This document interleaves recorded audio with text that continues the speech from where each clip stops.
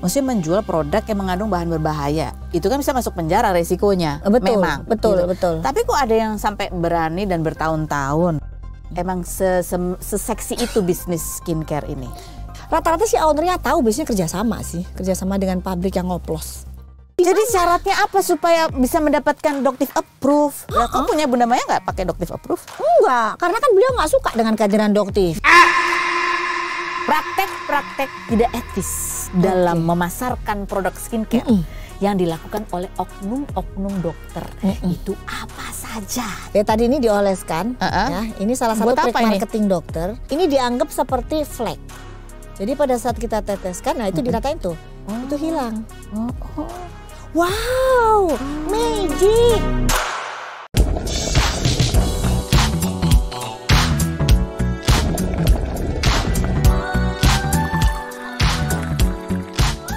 Lebih dari 20 tahun di dunia televisi, apa masih ada cerita yang belum pernah saya dengar? Oke then, let's spill the tea.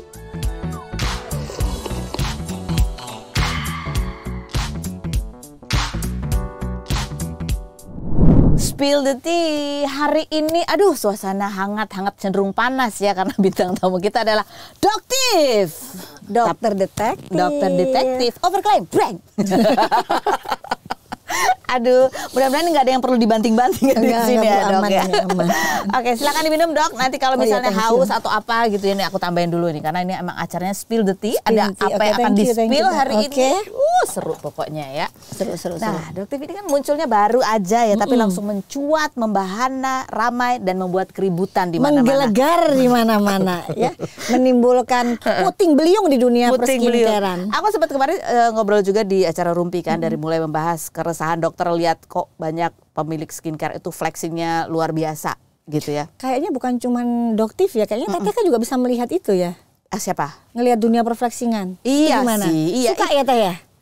Enggak, kalau itu aku bertanya-tanya sebetulnya. Emang iya segede itu pendapatannya. Kemarin kan Doktif bilang emang iya betul gitu. Karena ada sebagian iya, ada yang sebagian yang memang untuk menarik minat dari reseller dan distributor. Oh gitu, tapi emang seseksi itu bisnis skincare ini?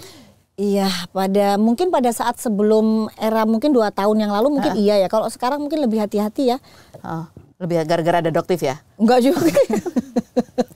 Mungkin hati-hati karena lebih ke formulasi skincare yang harus kita olah jadi supaya ada yang namanya itu USP, unique selling point-nya itu apa USP-nya gitu. Jangan cuman kita ini kita ada skincare yang kita jual nih, tapi apa gitu loh. Harus ada edukasi bahan-bahannya apa gitu ya. Karena banyak banget sekarang juga yang owner skincare kan tumbang. Gitu. Jadi owner skincare yang tumbang yang apa? Banyak banget yang memang dia nggak sukses, nggak bisa menjual produknya, nggak laku di pasaran. Karena? Itu pun banyak. Karena? Ya karena mungkin dari marketingnya, bisa juga mungkin emang produknya juga kurang seperti itu. Jadi di sini ada berbagai faktor sebenarnya, dari kualitas produknya sendiri sama cara marketing. Betul. Nah, yang dokter berantas itu sebenarnya apa dok intinya? Jadi sebenarnya produknya atau marketingnya? Semuanya kayaknya ya. Semuanya. Mulai berubah ini ya. Dulu mungkin kita lihat kan di salah satu TikTok misalnya kan begitu, itu kan kenceng banget flexing. Sekarang coba dilihat ada nggak flexing? Ada nggak? Udah mulai hati-hati sih ya. Nggak ada, udah nggak ada lagi.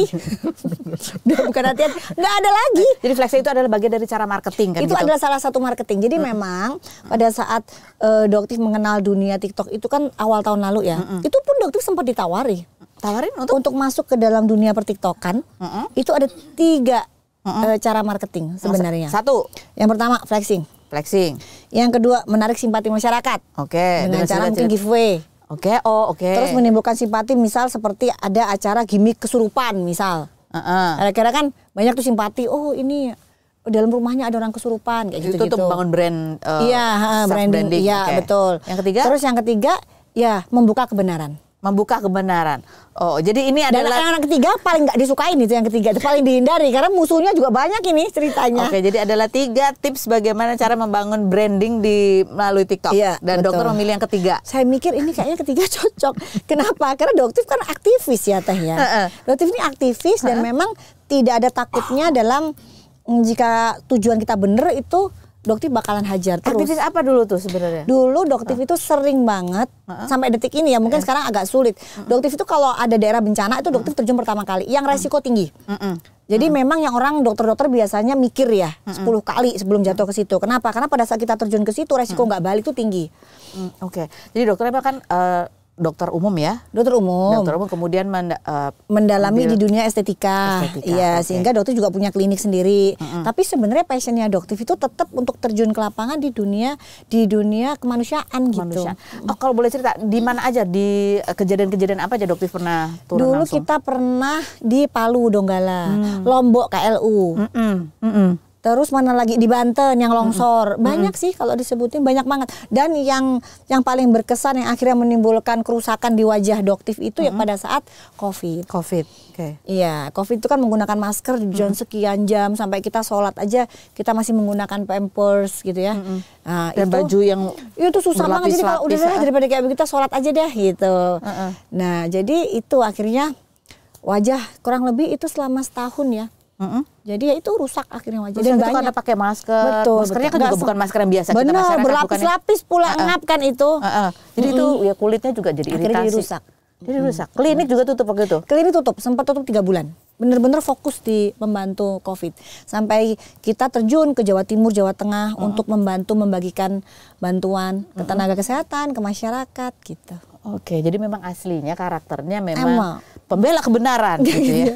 Saras 008. Saras 008. Baru aku mau bilang. Itu netizen bilang ini Saras 008 gitu kan, pembela kebenaran. Tak lihat, oh iya juga ya, lucu gitu. Oke. Nah Dok, jadi tadi ya, jadi satu adalah mengenai kualitas produknya sendiri, satu adalah mengenai marketing. Jadi memang ada tuh marketing flexing itu memang ada gitu ya. Tapi apa yang kemudian meresahkan, kan emang ada, emang wajar marketing flexing. Enggak sih, kalau mungkin atau marketing giveaway itu tadi. Giveaway. Kalau giveaway beneran sih nggak apa-apa ya, tapi kan kadang-kadang giveaway juga tipu-tipu, seolah-olah dikasih padahal nggak pernah dikasih. Nah gitu. Terus ada ya? Tuh ada banyak. Lupa kali dikirim. Oh gitu ya. Terus selalu nanti live-nya besok gitu lagi, besoknya gitu lagi, terus aja gitu. Terus apa lagi yang meresahkan Doktif? Ya gini. Semua ajaran agama kan nggak memperbolehkan yang namanya pamer gitu. Nah itu kenapa sih budaya pamer itu jadi sesuatu hal yang sangat biasa. Dan banyak banget pada saat Doktif pun terjun, mereka bilangnya ya biasa kan, nggak apa-apa, itu kan menampakkan hasil dari kerja kerasnya. Nah akhirnya jadi beralih ke seperti itu. Padahal mana adakah satu agama yang memperbolehkan yang namanya kita tuh pamer? Jadi itu karena keresahan ini ya, secara pribadi nuraninya terusik gitu. Gitu loh. Udahlah kalau misalnya kita mau berbisnis, gunakan cara-cara yang tidak melanggar agama gitu loh maksudnya ya, atau dan kenapa itu mengganggu Doktif? Kan ya udah biarin aja gitu. Enggak nyaman aja sebagai sesama muslim ya, terutama pengen ngingetin gimana caranya, karena Doktif bukan mama dedeh gitu. Nah ini memang secara general flexing, atau karena yang flexing itu juga ada beberapa yang terjunnya di bisnis apa, skincare. Rata-rata kan kalau flexing di dunia perskincarean ya, rata-rata ya.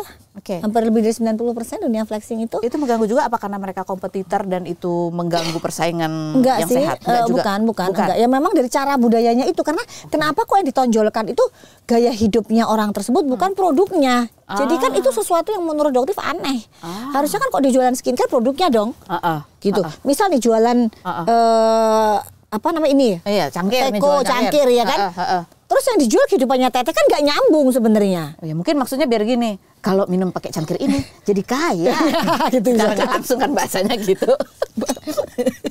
Gitu kan? Bisa. Tapi itu yang akhirnya membuat Doktif jadi penasaran, produknya tuh sebagus apa sih? Iya, itu asal muasalnya kok. Kayaknya kok gampang banget ya owner skincare itu untuk bisa beli tas branded ini, branded itu, unboxing sana, unboxing sini. Sebagus apa produknya? Nah, itu juga. Kemarin juga kita tanya, tata cara Doktif ini memilih produk yang mau diperiksa di labnya. Ya kan, dipilih dari yang paling tinggi penjualannya. Paling tinggi penjualan.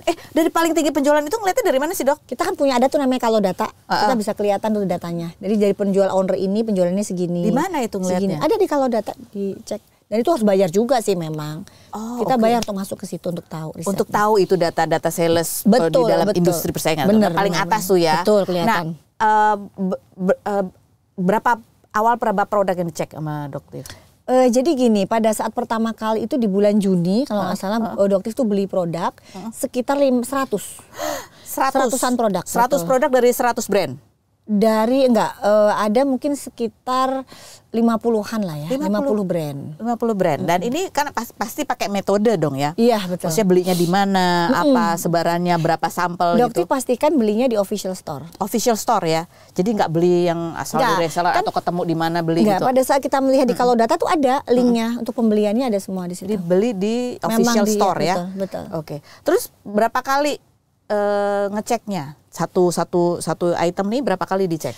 Kalau misalnya Doktif lihat nggak ada masalah cukup sekali. Oke. Tapi kalau misalnya ternyata ada yang janggal atau misalnya di situ ada contohnya misalnya di situ tertulis niacinamide, ternyata pada saat diuji nggak ada. Nah itu Doktif nggak percaya, minta lagi uji lagi. Oh oke. Terus beli lagi, uji lagi, ternyata hasilnya sama. Nah itu Doktif tampilkan. Oke. Nah dari yang pertama itu gitu ya. Ketika nemu nih ternyata ada yang overclaim atau yang bahkan mengandung bahan berbahaya gitu. Apa reaksi dokter? Reaksinya? Gitu ya. Atau kesel atau apa? Enggak, kaget banget. Jadi Doktif kaget, terus selanjutnya sedih karena ternyata kenapa ya ini terjadi sekian tahun. Gitu. Jadi Doktif mikirin berapa uang masyarakat ya yang sudah terbuang untuk membeli produk yang sebenarnya kurang berkualitas ini gitu. Yang paling membuat dokter meresahkan dokter gitu ya, dari kan akan ada yang overclaim, ada yang mungkin mengandung bahan berbahaya ABC, itu ya kasus apa atau produk apa yang membuat dokter tuh kayak yang ngerasa miris banget, itu apa? Ini terutama sih body lotion ya awal-awal itu ya, body lotion karena kan penjualan untuk body care itu kan tinggi banget di Indonesia ya. Terus body lotion yang biasanya dia menggunakan kata-kata dosis tinggi gitu. Nah itu ternyata memang setelah diuji lab bahan aktifnya tidak terdeteksi, misalnya seperti itu. Oh itu yang paling membuat Doktif kaget.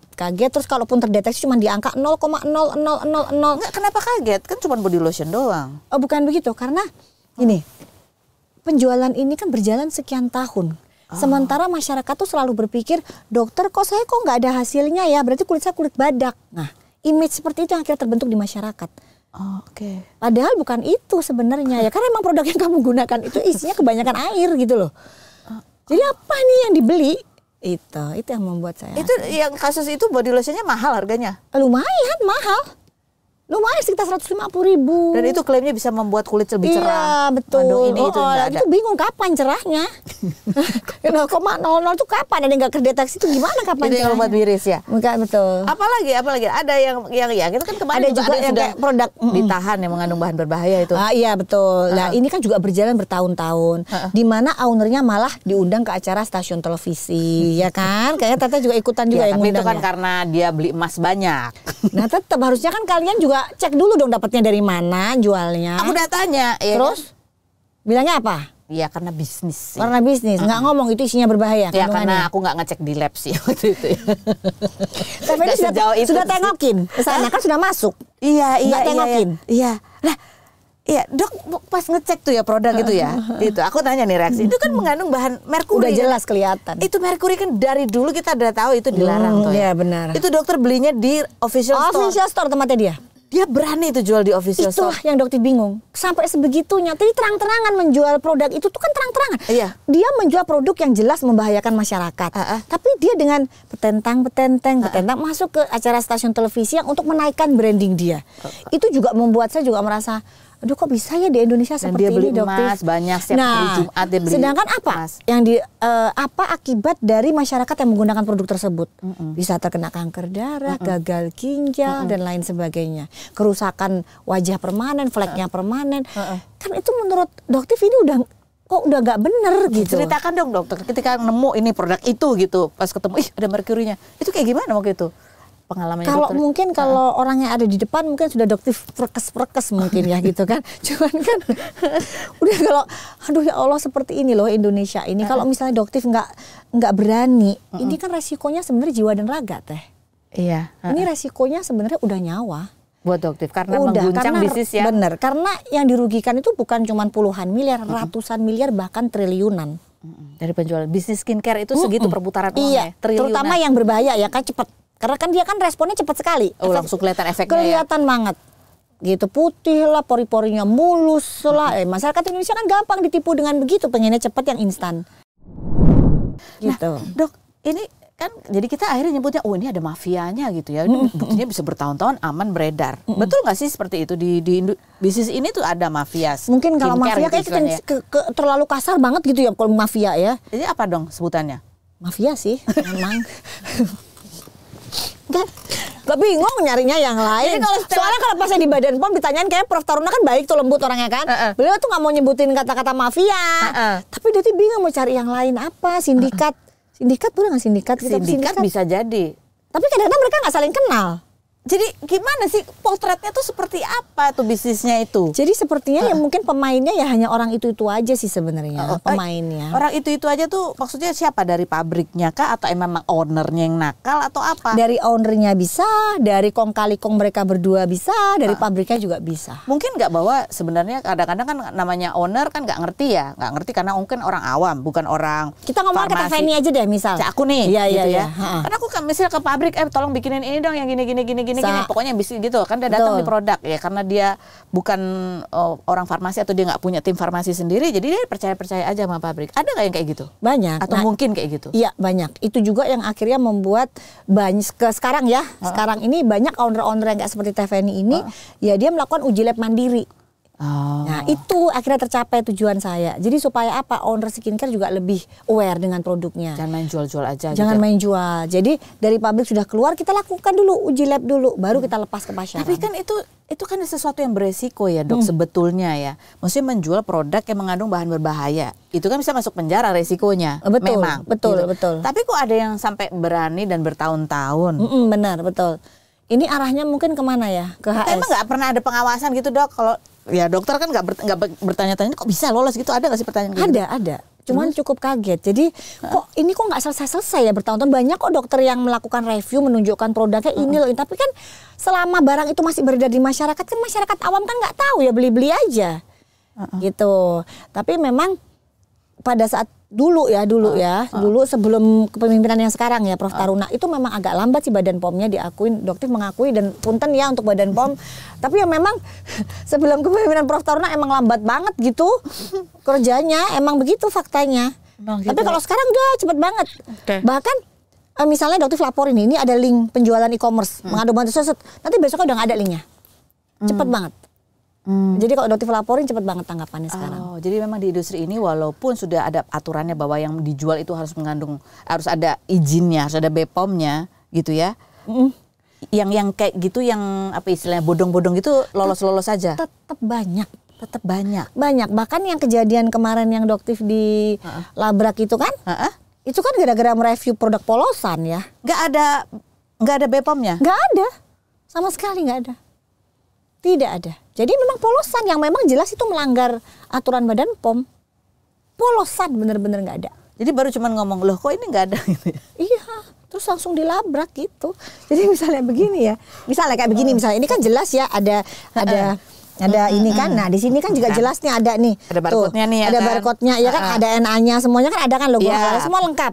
Nah ini gimana teh? Kalau teteh beli terus nggak ada sama sekali gitu. Misalnya ini tuh nggak ada sama sekali. Ini nggak ada polosan, ini nggak ada stiker, nggak ada sama sekali. Oke.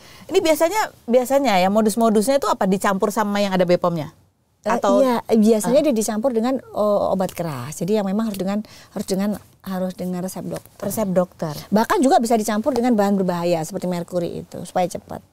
Itu yang nggak ada BPOM-nya. Kan kadang-kadang ada. Sekarang kan netizen juga ada yang teliti, ada yang jeli juga ada. Tapi biasanya dicampur dengan obat keras ya, yang harus dengan pengawasan dokter. Itu biasanya ada yang memang ownernya. Rata-rata sih ownernya tahu, biasanya kerjasama dengan pabrik yang ngoplos. Oh gitu. Dan biasanya nomor NA-nya palsu. Paham? Jadi dia ini mendaftarkan ke pabrik dengan produk yang benar. Setelah nomor NA keluar, dia memproduksi produknya sudah dengan racikan baru. Dan itu diperjualbelikan bebas. Dan itu terjadinya, ini dokter nggak sampai sejauh itu ya? Emang itu terjadi saat ini. Nggak sampai menyelidiki sejauh itu, kapan itu racikan yang di luar, yang didaftarkan itu terjadi, apakah di pabriknya atau di luar pabrik, setelah keluar dari pabrik ditambahin pada saat gitu. Nah iya, tapi pada saat ya yang jelas dia bikinnya di pabrik dong. Untuk jadi kan, karena kan harus steril, harus tersegel, itu kan di pabrik. Oke. Gitu. Cuman pada saat mendaftarkannya itu dia, yang benar. Betul. Jadi ada nih salah satu brand, ke pabrik, keluar nih NA-nya.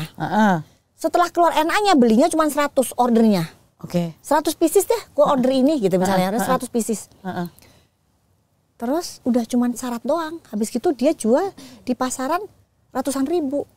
Padahal pabriknya cuma produksi 100 doang. Jadi kasarnya di kasarnya itu produksinya di mana? Di mana? Nah itulah wallahu alam bisawab, di mana ownernya produksinya. Sedangkan dari pabrik aslinya cuma 100 pesennya ordernya. Tapi dia menjual di e-commerce yang sudah dioplos dengan obat keras itu ratusan ribu terjual. Jadi dengan kasarnya ada nih praktek-praktek, ada ya tapi nggak semuanya. Di mana owner itu memalsukan produknya sendiri. Betul. Kasarnya kayak gitu ya. Kasarnya kayak gitu. Karena kan kalau di dunia produk-produk kecantikan yang dulu aku tahu itu merek-merek terkenal yang harganya murah yang cuma 10.000 kayak pensil alis itu pun ada palsunya. Pensil alis ini yang 600.000 kayaknya. Enggak, ada dulu yang zaman dulu yang terkenal. Sekarang 600.000, modalnya tetap 2.000 atau 5.000 sih. Ini lain lagi. Tapi kan nggak apa-apa, itu kan nggak apa-apa, bisnis itu kan brand, itu kan branding. Nggak masalah, itu mah hak masing-masing penjual sih, penjual boleh. Yang masalah cuma itu jadi inget itu ada yang masalah itu pensil alis 5.000 dijual 600.000 gitu ada. Ya jadi kan, ingat dia jual branding. Branding. Iya. Nanti itu kita bahas. Terus nggak maksudnya ketika dokter itu ngambil sampel gitu ya kan, terus ngecek di lab ternyata ada memang yang ketahuan yang dia overclaim gitu ya. Ada kan mungkin yang berkelit gitu, wah dokter ngambilnya di mana? Itu pasti ngambil produk yang palsu. Gitu. Official untuk store. Tujuan menjatuhkan. Nggak bisa gitu. Official store sayang. Dari dokter dapat, dokter langsung unboxingnya ada videonya semua.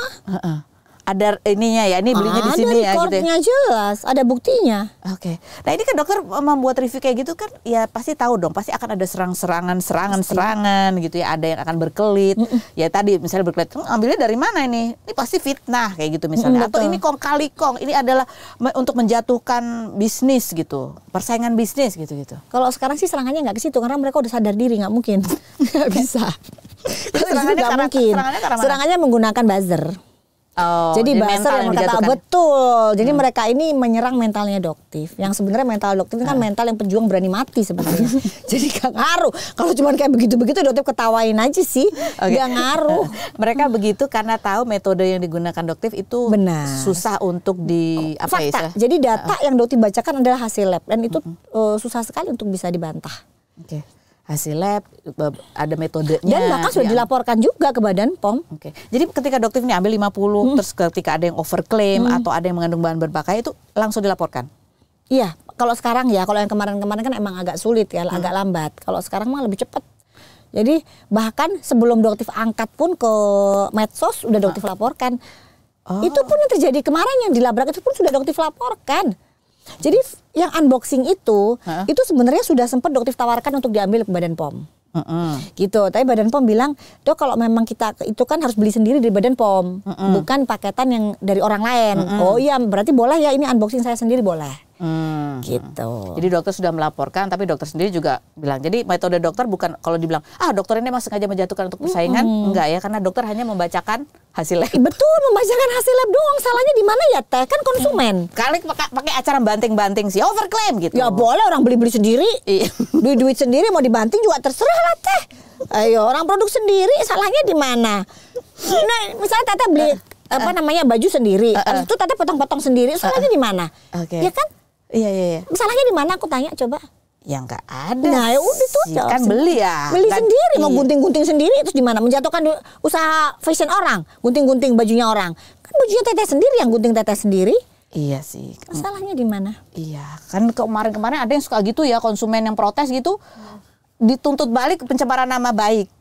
Doktif yang melakukan tuntutan pencemaran nama baik, bukan doktif. Gak ada ketakutan itu ya, Dok? Ketika mereview ya bacain hasilnya, memang kan data gitu ya. Tapi gak ada ketakutan akan menjadi serangan ya, tadi serangan buzzer. Serangan bahwa nanti dibilang pencemaran nama baik dan lain sebagainya. Nggak bisa, karena emang sulit ya, tidak ada. Yang selama yang dibacakan adalah hasil lab dan tidak ada unsur untuk membolak-balikan fakta, nggak ada masalah, semua bisa dibuktikan, apa perlu kita takutkan. Gitu. Jadi dan mungkin cara komunikasi dokter memang begitu sehingga lebih kena ke masyarakat. Kalau misalnya dokter cuma bicara seperti ini bertahun-tahun nggak didengerin masyarakat Indonesia mah ya. Tapi kalau kayak emak-emak komplek yang merepet gitu kan, didengerin terus pakai gayanya banting, nah itu baru masuk. Akhirnya MH kena juga yang dokter pakai yang cosplay mas-mas itu kan. Iya kan malah ada dokter gaya begitu. Kan yang dibain dokter beneran gak sih? Dokter beneran loh 17 tahun. Tapi gimana caranya ini masyarakat biar dengerin gitu loh. Ini bahaya banget loh. Tapi gak nyebut nama produk ya? Enggak. Cuman menyebutkan kisi-kisi ya. Pada saat itu ya apa gitu, dokter lupa apa namanya gitu ya. Jadi, apa sih namanya? Jadi dokter sebelum mengambil cara marketing dengan membuka kebenaran, itu sudah membentengi diri dengan celahnya ini itu udah sangat berhati-hati gitu ya. Gak boleh sebut nama, gak boleh ini, gak boleh apa. Jadi sebut nama brand, sebut nama orang itu gak boleh. Jadi paling ya misalnya kayak dokter menyebutkan kurang fulus gitu atau apa gitu, itu kan bukan nama produknya, tapi masyarakat paham sendiri sih. Kan masyarakat netizen Indonesia paham apa ini maksudnya gitu. Jadi karena berawal dari dokter adalah memang seorang aktivis ya, dan dokter yang ingin mengedukasi masyarakat ada dengan caranya sendiri ya, dengan caranya sendiri, dan ada kekhawatiran karena ya itu tadi banyak uang yang keluar, gak ada efeknya, bahkan berbahaya gitu. Nah sebelum dokter ini muncul kan ada sosok dokter lain yang juga melakukan hal seperti itu.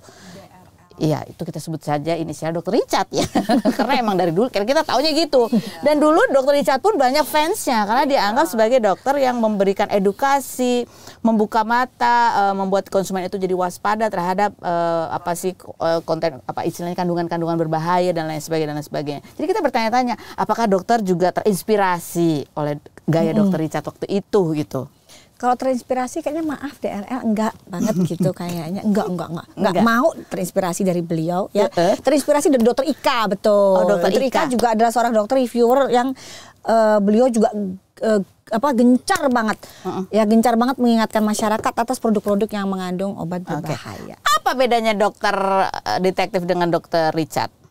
Dan pada saat mereview produk ya, bedanya apa? Mungkin pada saat itu dokter lebih muncul dengan hasil lab yang mengejudge suatu produk itu overclaim. Nah mungkin dari situ. Kalau Dr. Richard kan mungkin beliau lebih ke bahan berbahaya ya, ujinya ke merkuri atau ke haki, betul. Menggunakan uji lab merkuri atau haki. Kalau dokter merkuri haki plus overclaim, plus juga agak menyindir pelaku-pelaku flexing. Mungkin kan kalau Dr. Richard nggak ada ya. Beliau nggak pernah menyindir owner flexing karena beliau juga menggunakan teknik itu sendiri ya. Jadi kan nggak mungkin menyindir diri sendiri kan. Nah, tapi kan dokter detektif juga akhirnya punya produk, bukan akhirnya, sebelumnya juga memang sudah 17 tahun. Ya, jadi apa yang nanti juga akan membedakan? Ini kan dokter juga lagi. Kalau dokter juga menjual dari banyak produk lain, brand lain. Tapi kan dokter juga istilahnya mengecek juga produknya dokter-dokter yang lain, betul, gitu ya. Betul. Itu nggak takut itu jadi akan backfire ke dokter bahwa ada dokter yang juga akan mengecek produk dokter? Betul. Alhamdulillah kemarin sempat ada juga yang nangis-nangis kan dokter. Dokter Angel lah ya kita sebutnya namanya Dokter Angel. Beliau nangis-nangis karena emang produknya itu memang ternyata overclaim. Kandungan yang dia bilang pada saat itu dia begitu pede ngomong di penjualannya, body lotion di mengandung 5% niacinamide. Ternyata setelah dokter uji 0,00 sekian. Dokter sudah berusaha untuk tanya langsung, tapi belum ada jawaban berkali-kali. Dan akhirnya dokter munculkan DVT. Nah pada saat muncul DVT itu beliau cukup kecewa, nangis dan meminta maaf. Jadi beliau pada saat melihat VT saya, beliau langsung rapat memanggil direksi pabriknya, dan ternyata di situ pabriknya mengakui. Oh jadi dia murni nggak tahu tuh? Dia tidak tahu, dan di situ dia menangis, dia meminta maaf pada masyarakat dan menarik semua produk dan mengganti. Gitu yang ada di pasaran itu luar biasa. Dan sekarang kemarin bahkan berjualan bersama dengan Doktif, barengan kita jualan. Jadi Doktif menjual juga produknya beliau. Jadi niat dokter itu bukan untuk menjatuhkan bisnis orang. Bukan. Tapi intinya memang supaya persaingan di bisnis skincare Indonesia ini jadi bersih, tidak ada tipu menipu. Dan apalagi menggunakan nama profesi dokter. Jadi dia menggunakan profesi dokter untuk menipu masyarakat. Nah itu paling enggak banget dah.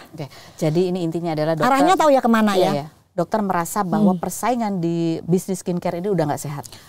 Kalau sekarang sudah mulai, tapi dulu memang kotor banget. Dulu sebelum ini pada sekarang pada bersih iya. Kenapa dokter bisa bilang nggak sehat? Apa yang terjadi waktu itu? Pada saat itu kan begitu banyaknya produk yang overclaim, begitu banyaknya produk-produk yang mengandung bahan berbahaya, obat keras. Yang harganya murah. Iya, ada yang murah. Maksudnya harga produksinya murah. Murah, tapi kan ada juga yang mahal, yang overclaim kan mahal juga itu, bukan yang murah. Maksudnya produknya kan overclaim itu artinya bahwa ya kalau cuma 0,000 itu kan artinya ya murah toh ya. Tapi kadang-kadang dia produksinya murah, betul, tapi bisa dijual overprice, mungkin ya gitu ya. Betul. Dengan cara marketing flexing, sehingga itu membunuh produk-produk yang bagus, yang bener ya kan, yang budgetnya udah terbatas, tapi dia nggak bisa marketing. Dan trafficnya itu disedot oleh mereka ini, owner skincare flexing ini. Jadi kasihan UMKM yang dia baru mulai jualan di TikTok ini. Nggak bisa, dia penontonnya udah capek kayak apapun, penontonnya cuma 1, 2. Itu termasuk dokter? Oh enggak, kalau dokter alhamdulillah jualan masih ada pasien-pasien, ada puluhan lah. Enggak deh kalau kayak gitu. Kan ada pasien pribadi. Tapi ada kenal sama pemilik skincare yang beneran produknya bagus, yang nggak kenal. Jadi dokter itu nggak kenal. Mereka yang curhat ke dokter pada akhirnya, atau itu yang dokter rasakan? Iya, jadi mereka ada yang curhat, ada yang cerita, dan mereka rata-rata sih perbaikan ya. Perbaikan sih, rata-rata sih melakukan perbaikan. Kalau enggak maksudnya itu loh, owner yang kan dokter bilang di industri skincare itu ya ada banyak yang produk-produk yang benar gitu ya, betul, yang tidak mampu bersaing dengan produk-produk yang produksinya murah, dijual betul. Dengan dan itu sebenarnya bisa dibaca di review ya, bisa banget dibaca bagaimana dunia skincare ini bisnisnya kok susah banget untuk maju, apa masalahnya, padahal produknya bagus. Nah ternyata ya itu masalahnya. Jadi kesedot trafficnya oleh mereka sendiri. Jadi di sini juga dokter juga sering banget kemarin ngobrol sama orang dari TikTok ya, Teh ya. Ini nggak bisa kayak begini lah. Jadi kalian juga kasih lah traffic itu ke penjual-penjual owner skincare, brand skincare-nya masih baru, masih pemula, gitu, sehingga nama mereka juga bisa naik. Gitu. Nah ini kan juga ada nih sekarang, Doctive Approve. Nah ya benar. Ini benar. Ini goyang. Doctive Approve. Gitu. Ya kan? Nah, ini menjadi menimbulkan kecurigaan di luar sana ya. Udah dia membongkar-bongkar yang overclaim, yang mengandung bahan berbahaya. Habis itu muncullah Doctive Approve. Sehingga mungkin ada kecurigaan, dibayar berapa tuh supaya bisa mendapat approve-nya Doctive ya kan? Ini kok kayak acara Rumpino sih. Aku kan menirukan kecurigaan gitu. Tapi kita buka, benar nggak dokter Doctive akhirnya akhirnya terima duit mahal dengan Doctive Approve, menjual approve-nya itu. Jadi sih sebenarnya banyak banget owner dari brand yang Doctive kan nggak kenal. Jadi apa yang Doctive sampaikan untuk approve itu sebagai pemanis aja, lucu-lucuan aja gitu. Masa kalau nggak ada branding nggak bisa disebut sebagai brandingan, hanya untuk lucu-lucuan. Sebenarnya itu lucu-lucuan ya. Lucu-lucuan aja, bukan pemanis. Jalan untuk mencari cuan, bukan. Jadi gimana ya? Jadi kalau misalnya kemarin juga sempet kan ada yang nanya nih, temennya Teteh mungkin ya, Bunda Maya nih ya kan, punya produk, ya kan, punya produk. Terus produknya sesuai hasil labnya. Sudah. Oke. Jadi kalau misalnya ada Doctive cek ini skincare aku tuh, dokter akan cek lab ya? Dokter beli sendiri. Beli sendiri. Beli sendiri. Jadi nggak yang dikasih. Nggak mau, beli sendiri. Dicek begitu. Cek sendiri, benar, beli begitu sendiri. Benar. Nah, terus kenapa kok pada saat itu produknya Bunda Maya kan disunya kan polemik tuh. Kok produknya Bunda Maya nggak di-approve gitu kan? Iya kan? Padahal kan aman. Dokter juga bingung artisnya siapa, kan dokter kan bukan artis. Harusnya kan Bunda Maya approve gitu dong. Nggak apa-apa karena itu juga haknya masing-masing orang. Misalnya Teh Feni Rose approve ya boleh, nggak apa-apa. Masalahnya di Jadi mana? syaratnya apa supaya bisa mendapatkan Doctive Approve? Gak ada, sesuai aja. Sesuai aja. Lah, kok punya Bunda Maya nggak pakai Doctive Approve? Enggak, karena kan beliau nggak suka dengan kehadiran Doctive. Sedangkan juga Doctive bukan orang terkenal, bukan artis. Jadi yang artis kan juga beliau. Jadi kayak rasanya kayak Bunda Maya aja deh yang approve gitu, bukan karena masalah apa-apa. Jadi itu karena masalah. Ya kan ini buat lucu-lucuan. Gitu. Kalau aku bukan suka, artis, bukan apa. Kalau aku suka aku approve gitu. Kalau nggak suka sampaiin aja hasil labnya. Emang bener hasil labnya sesuai. Gitu aja. Kalau mau menjatuhkan berarti dirubah dong hasil labnya. Iya. Enggak, emang hasil labnya sesuai. Tapi dokter sendiri pasti punya SOP ya. Ketika ada orang kan, dokter juga membantu menjualkan produk-produk lain di luar produknya dokter. Iya, gitu ya. banyak. Kalau misalnya ada dok, saya mau endorse dong ini produk saya. Itu ada SOP-nya nggak dokter? Supaya ketika dokter mengendorse skincare itu aman. Ya gimana ya, kita lagi bikin, cuma banyak diskusi sih, banyak diskusi. Kemarin juga sempat juga tanya dengan Prof Taruna. Prof, bagaimana kalau misalnya seorang dokter tuh di endorse gitu kan? Beliau sih tidak ada masalah, nggak keberatan selama sesuai dengan etika. Kalau apa yang dijual ya itu sesuai dengan diklaim, sesuai dengan harganya juga make sense gitu, nggak overprice gitu. Jadi memang kadang-kadang sekarang kan kalau misalnya dokter jualan di TikTok, affiliate namanya, itu kan dapat komisi affiliate. Bahkan kadang-kadang dokter minta nggak apa-apalah komisinya kecil, tapi harganya bisa jadi turun. Nah itu, jadi dokter menjual berbagai macam brand itu mintanya harganya bisa sangat lebih murah dibanding dijual di pasaran. Untuk apa? Untuk mereka yang nonton ini bisa beli, bisa grosiran gitu. Oh, jadi intinya kalau misalnya harusnya dapat 10%, dokter turunnya 5%, 5-nya untuk ngurangin konsumen harga supaya lebih murah ya, bisa gitu misalnya. Jadi dibagilah untungnya untuk konsumen gitu ya. Nah, misalnya dapat endorsean skincare, apakah dokter punya SOP bahwa skincare itu dokter lepin dulu? Harus dilepin, nggak bisa. Jadi apa yang dokter sampaikan itu ya dokter pede, yakin bener, karena dokter sendiri lab sendiri hasilnya. Gitu. Nah dok, kan kalau kita juga bertanya-tanya nih, kalau seorang dokter kemudian jual produk skincare, ini masyarakat bilang ini boleh nggak sih sebenarnya dokter itu jualan gitu. Kemarin kita baca ya, ada ya dari ID gitu ya, bunyinya adalah, coba kita baca, ini adalah nih. Yang hitam. Yang hitam. Nih, dokter kecantikan tidak boleh mempromosikan produk skincare di media sosial. Hal ini diatur dalam Fatwa Etik Dokter dari Ikatan Dokter Indonesia atau IDI. Dokter tidak boleh mempromosikan produk kecantikan karena identitas dokter tidak boleh digunakan untuk kepentingan komersil. Klaim penyembuhan, kecantikan, dan kebugaran tanpa dasar ilmiah yang jelas dapat menimbulkan resiko. Yang kemudian selanjutnya adalah dokter harus menyampaikan informasi yang didukung data ilmiah dan penelitian yang valid. Begitu. Ini gimana dok? Kalau dokter kan kemarin bilang di sini boleh-boleh fatwa. Aja, gitu. Fatwa itu himbauan. Jadi tidak ada undang-undang yang dilanggar selama dokter menjual produknya.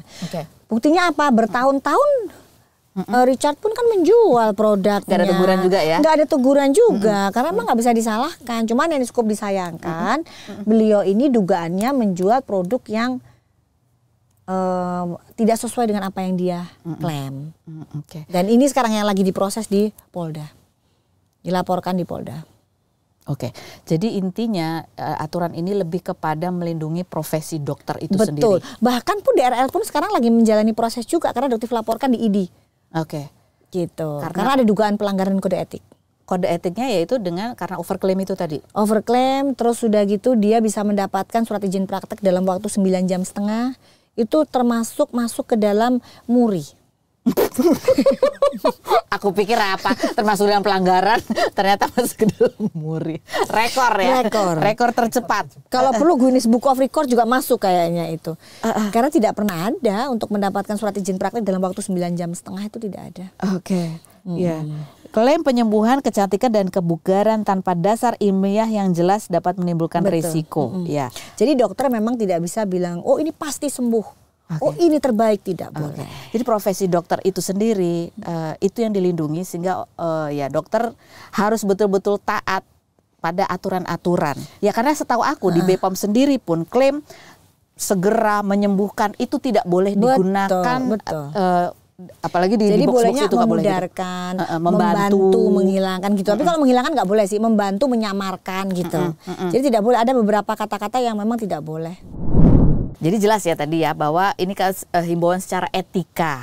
Dokter itu karena profesinya adalah karena disumpah juga kan harus menolong orang dan lain sebagainya. Sehingga ketika dia misalnya ada endorse atau apa itu harus menjunjung tinggi aturan-aturan. Nah sekarang ini kan ada banyak sekali dokter-dokter yang kemudian punya produk-produk skincare.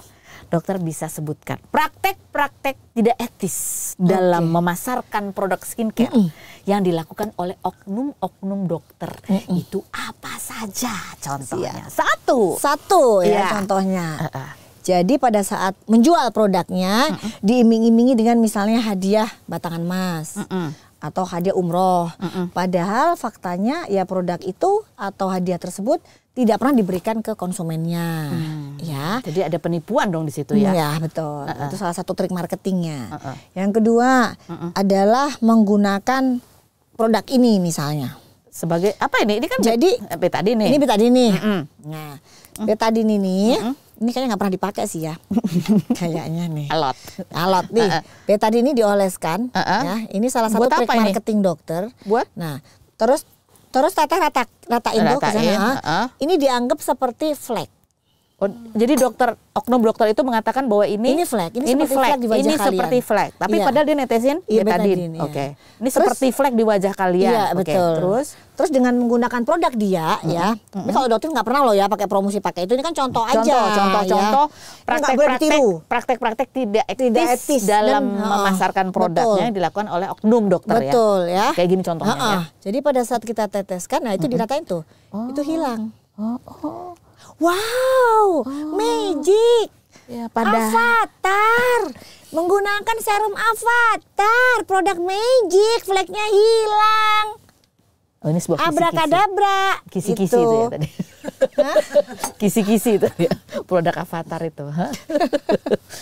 Iya loh, hilang loh. Hilang kan? Hilang ya. Hilang. Padahal bukan seperti itu. Ini memang mengandung antioksidan tinggi sehingga dia akan menghilangkan warna coklat di dalam suatu betadine. Nah, itu memang bisa dijelaskan secara kimia. Jadi itu melanggar etika yang tadi di sini disebutkan adalah dokter. Iya kan, tadi apa tuh? Dokter harus menyampaikan informasi yang didukung data ilmiah dan penelitian yang valid. Itu sudah melanggar. Betul. Itu sudah melanggar. Betul. Aturan dasar seorang dokter. Betul. Dan itu berjalan bertahun-tahun. Nggak boleh ya. Kalau yang melakukan aku tetap nggak boleh juga, cuman maksudnya masih bisa dimaklumin ya, karena kan ilmunya nggak tahu. Ada lagi yang dicampur di gelas misalnya, ini dicampur di gelas nih, udah gitu warna coklat, begitu ditetesin pleng bening. Nah itu sudah teknik-teknik yang berjalan bertahun-tahun dan pelakunya adalah oknum dokter. Ya itu juga membuat dokter jengah banget. Itu yang buat dokter melihatnya. Mungkin dokter lebih keselnya kalau pelakunya adalah oknum dokter ya. Pelakunya adalah oknum dokter. Jadi dia memperdayai masyarakat. Membodohi masyarakat dengan profesi dokternya itu untuk mendapatkan keuntungan sebesar-besarnya melalui informasi yang tidak tepat. Betul. Bukan tidak tepat lagi ya. Itu bukan tidak tepat, itu yang jelas-jelas yang salah. Misleading ya. Oke, itu satu. Apalagi dok, contoh-contoh cara marketing yang tidak etis yang dilakukan oleh oknum dokter. Cara marketing apa ya? Mungkin bukan tidak etis, tapi dia melakukan penjualan produk yang overpriced. Overpriced. Kenapa itu menjadi hal yang tidak baik, tidak seharusnya dilakukan oleh seorang dokter? Karena memang kita kan disumpah ya, disumpah bahwa kepentingan masyarakat itu di atas nomor satu, gitu. Jadi bagaimana pada saat seperti COVID dulu, dokter sampai menutup kliniknya dokter terjun ke lapangan untuk membantu pasien COVID, ya itu kan berarti di pikiran dokter bukan hanya soal masalah mendapatkan uang ya, tapi selama dokter bisa membantu ya dokter akan turun, gitu. Jadi uang itu bukan nomor pertama untuk dicari. Jadi di sini juga dokter pengen memberikan saran ya kepada teman sejawat kita DRL itu ya, bahwa beliau sempat berbicara saya akan menjadi dokter terkaya di Indonesia. Itu sebenarnya kata-kata yang menyakiti kita semua. Seandainya dia tidak berucap seperti itu, boleh dia berucap begini, saya akan menjadi pengusaha terkaya di Indonesia, itu boleh. Tapi pada saat dia berkata saya akan menjadi dokter terkaya se-Indonesia, itu menyakiti hati kita semua. Dengan cara jualan skincare apalagi gitu. Iya, maksudnya karena itu ya kenapa harus bawa gitu ya, kan betul, maksudnya. Betul. Ya udah menjadi dirinya aja tanpa profesi itu menjadi ya, jadi jangan juga menggunakan misalnya di produknya dia menggunakan titel, apalagi kalau gelarnya tidak bisa dipertanggungjawabkan. Kan kemarin kan dokter sempat nanya itu ke Richard tentang gelar PhD. Beliau PhD itu didapatkan dengan masa pembelajaran 3 tahun. Ya, jadi dokter sudah melakukan riset dan ternyata beliau mendapatkan dalam waktu 1 tahun. Itu kan jadi pertanyaan juga. Nggak, dokter itu emang ngincer atau gimana sih kok sampai tahunya sedalam itu? Dengan berjalannya waktu, dokter bingung dengan berjalannya waktu kok banyak kejanggalan, banyak ditemukan kejanggalan ya. Gitu, dan ini harus diungkap ke publik karena masa sih dokter sampai beli gelar, kan nggak mungkin ya. Jadi kepeduliannya karena itu tadi ya, karena dokter, karena ini seolah-olah jadi mewakili kita semua yang berprofesi sebagai dokter. Betul. Jangan sampai ini menjadi kayak stigma jadi jelek. Jadi dan itu juga jadi menimbulkan kecemburuan ya. Sama seperti yang masalah surat izin praktek kan menimbulkan kecemburuan ya. Kita kan bikin surat izin praktek itu 2 minggu sebulan 3 bulan aja belum tentu jadi. Kok ini 9,5 jam jadi? Nah, itu kan bisa menimbulkan kecemasan. Dokter kok bisa tahu kalau jadinya 9,5 jam? Kan kalau buatnya di Jakarta kelihatan. Kita jaga kelihatan. Ada secara online. Oke. Secara online tuh bisa terlihat kok. Dok, ini kayaknya ada banyak hal tadinya yang terkuak jadi banyak banget. Dari yang sebenarnya cuma masalah overclaim skincare jadi sekarang jadi kemana-mana kan. Sampai ke dunia ranah artis juga, kemarin Mbak DP juga komentar juga kan, sampai juga menimbulkan wah percekcokan juga kan di dunia TikTok, sampai Mbak DP-nya juga agak-agak sewot juga sih ke Doktif gitu. Musuhnya tambah banyak. Padahal urusannya beda-beda ya. Iya kan? Kita kembali lagi. Itu kan baru tadi 2 contoh tuh apa cara-cara yang dilakukan oleh oknum dokter ketika memasarkan produknya yang sebetulnya itu tidak etis, ya melanggar sumpah dokternya juga gitu ya. Apalagi dok yang dokter temui di lapangan, cara-cara yang dokter langsung masa dokter melakukan ini. Overclaim itu juga termasuk? Iya, overclaim pasti overclaim. Yang harusnya ada kandungan ini ternyata nggak ada. Iya, betul. Terus juga misalnya di sini gold. Dokter kan bilang di sini ada gold. Iya. Ini jelas loh ada goldnya. Itu gold beneran? 0,01 gold beneran, standar dengan makanan, food grade. Oh. Jadi dia juga bisa dimakan, tapi dia jangan dimakan. Tapi ini goldnya emang standar untuk makanan.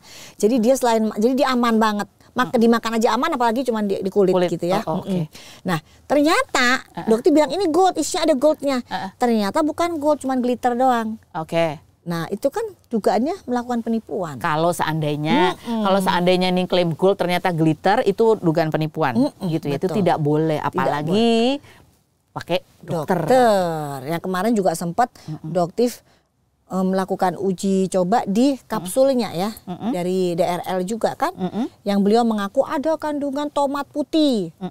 Ternyata setelah dicek nggak ada kandungan tomat putihnya, dan itu berjalan bertahun-tahun.